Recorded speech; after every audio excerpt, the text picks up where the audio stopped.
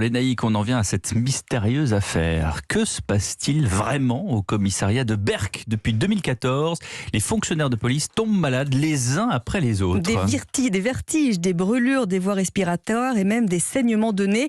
Il y a 8 ans, les vieux locaux avaient été évacués et remplacés par des préfabriqués. La situation s'était calmée depuis 2017, mais là, depuis quelques semaines, les odeurs suspectes sont revenues et les malaises avec. Lionel Gougelot.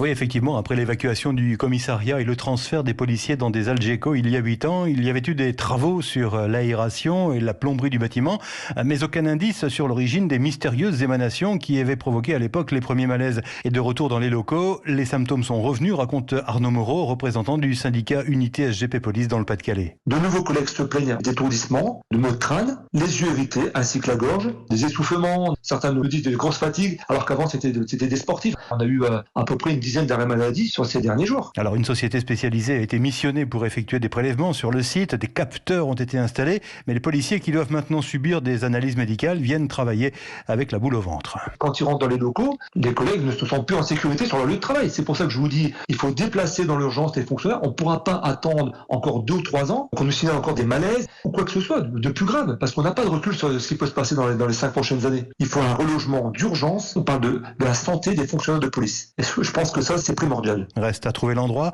en attendant la construction du nouvel hôtel de police de Berck prévu pour 2024.